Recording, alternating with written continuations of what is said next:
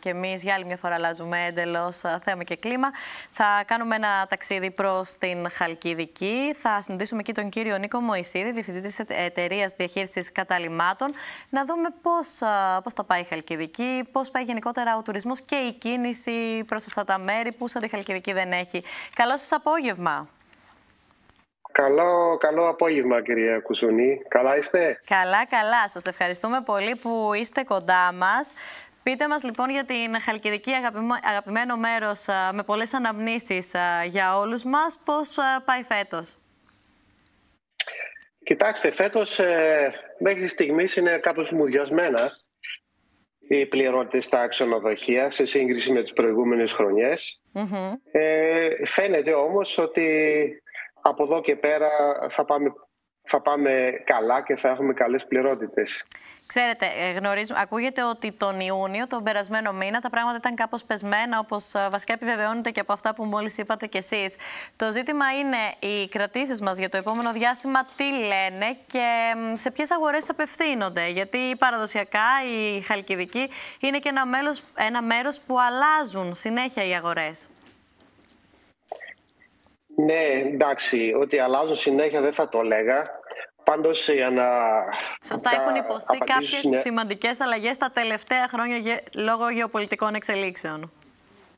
Ναι, ακριβώς. Πάντως, είμαι αισιόδοξος ότι θα πάει καλά το καλοκαίρι.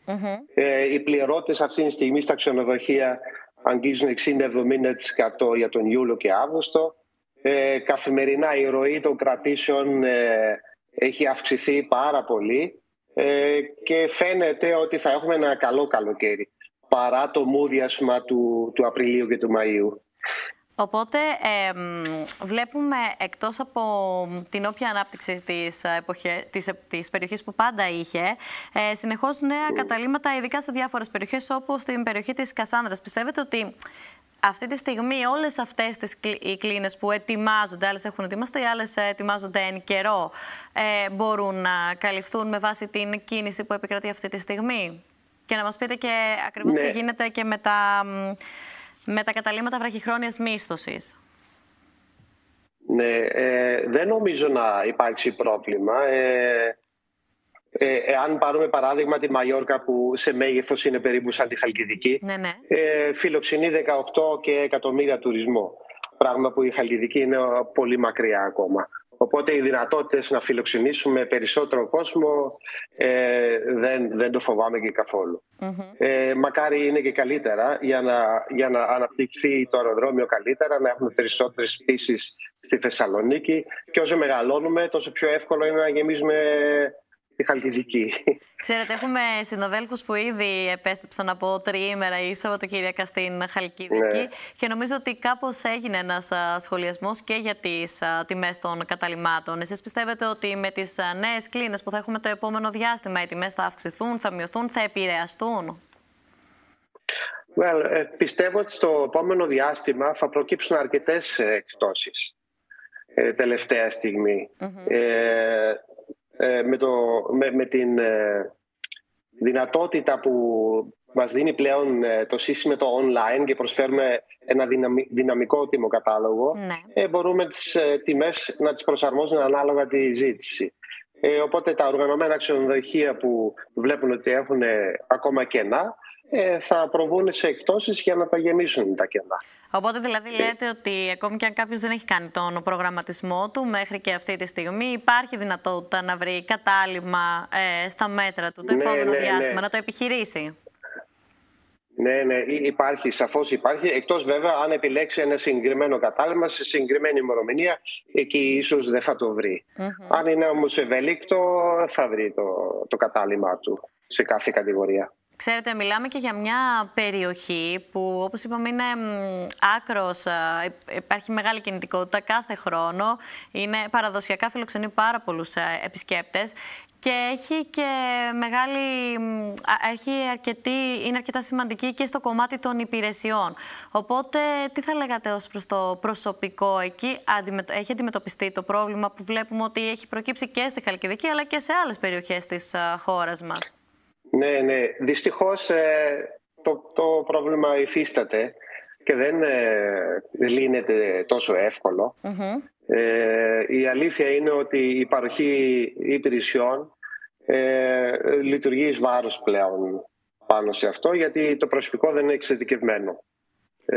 Πιστεύω ότι οι ξενοδόχοι πρέπει να καταλάβουν ότι πρέπει να δώσουν καλύτερες παροχές στον εργαζόμενο, όχι μόνο ως προς το μηνιάτικο τους, αλλά ως προς και την διαμονή, την εκπαίδευση, που είναι πολύ σημαντικό.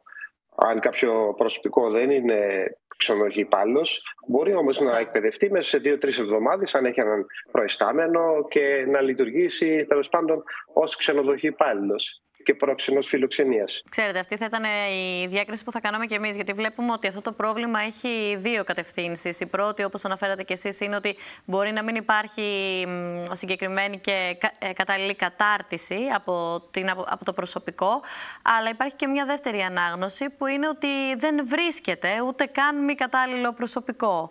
Η Χαλκιδική είναι αυτή τη στιγμή στελεχωμένη? Είναι στελεχωμένη, ναι, είναι στελεχωμένη. Το καλοκαίρι θα το περάσει η Χαλκιδική. Όλα τα ξενοδοχεία έχουν τουλάχιστον με το ελάχιστο προσωπικό στελεχωθεί. Δεν θα προκύψει πρόβλημα, αλλά ήταν πράγματι ένα καμπανάκι για του χρόνου ότι θα πρέπει να δώσουμε μεγάλη βαρύτητα πάνω σε αυτό. Κύριε Μωυσίδη, θα μας δώσετε και μια εικόνα για την υπόλοιπη Βόρεια Ελλάδα?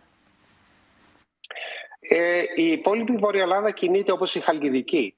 Η Χαλκιδική, από ό,τι ξέρετε, έχει ένα σημαντικό ποσοστό στον οδικό τουρισμό και το ίδιο ισχύει για την υπόλοιπη Βόρεια Ελλάδα. Νομίζω ότι από τότε που κλείσανε τα σχολεία και ξεκίνησαν οι διακοπές, άρχισε και ο καύσωνας, ψάχνουν όλη την παραλία και αυτό βοηθάει. Και ακόμα οι γειτονικές χώρες που είναι 5-6 ώρες μακριά από εδώ παίρνουν απόφαση για ένα Σαββατοκύριακο, έρχονται στη Χαλκιδική. Οπότε, αν σας ρωτούσαμε αυτή τη στιγμή ποιοι είναι οι επισκέπτες, από πού προέρχονται, ποιες βασικές πόλεις θα λέγατε, τις γειτονικές? Ναι, πόλεις βασικά είναι οι γειτονικές χώρες. Όπως? Η Βόρεια Μακεδονία, η Ρουμανία, η Βουλγαρία, η Αλβανία και η Τουρκία έδωσε μια παρουσία το τελευταίο διάστημα.